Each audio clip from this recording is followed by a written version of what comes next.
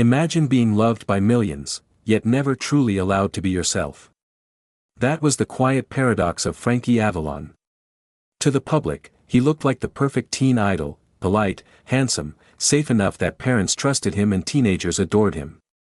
But behind that spotless image was a man who spent decades trying to escape the very identity that made him famous. Because once the world labels you perfect, every flaw suddenly becomes forbidden. To understand how that happened, you have to travel back to South Philadelphia. Frankie Avalon was born September 18, 1940, the son of an Italian immigrant family where discipline mattered more than comfort. His father placed a trumpet in his hands while he was still a boy. Not as a toy, but as a tool. For many immigrant families, music was one of the few ways a child could climb beyond the limits of their neighborhood. Frankie practiced obsessively, sometimes for hours every day, until the trumpet almost felt like part of his body. By 11 years old, he appeared on the Jackie Gleason show, performing with a confidence that stunned audiences. But that moment did something else. It introduced a young boy to the machinery of fame. People didn't just see talent, they saw potential profit. Soon the industry discovered something even more valuable. Frankie could sing.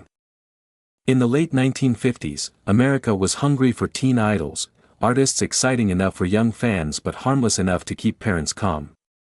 Frankie fit that mold almost too perfectly.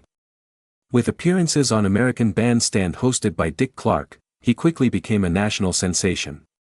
Then came 1959.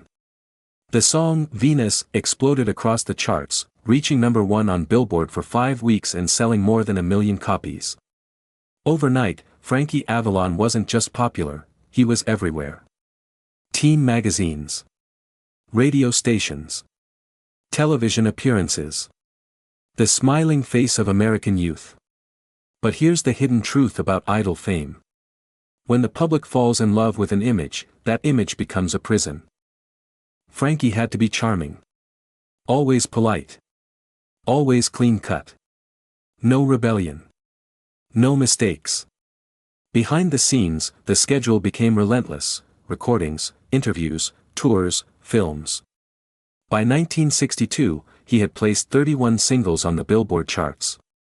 That sounds like success, but it also meant constant pressure. The industry demanded hit after hit, like a factory line that never stopped moving. When musical tastes changed in the 1960s, many teen idols disappeared overnight. Frankie sensed the shift early.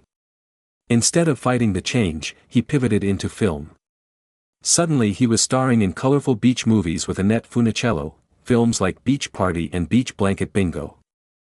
Critics mocked them, but audiences loved them. For a few years, Frankie Avalon and Annette became symbols of carefree summer youth. Yet even that success came with a cost. The public expected him to stay forever young, forever cheerful, forever the same boy they first admired. Eventually, he found a different strategy: reinvention. In 1978, he appeared in the film Grease, performing Beauty School Dropout as the unforgettable teen angel. It was playful, self-aware, and brilliant.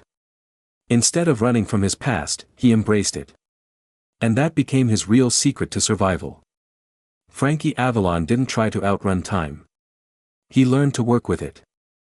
Through nostalgia tours, television appearances, and performances even into 2025, he transformed from teen idol into something more powerful, a living reminder of an entire era.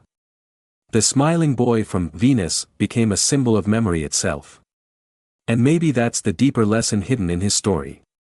Fame can trap you inside an image, but resilience allows you to rewrite what that image means.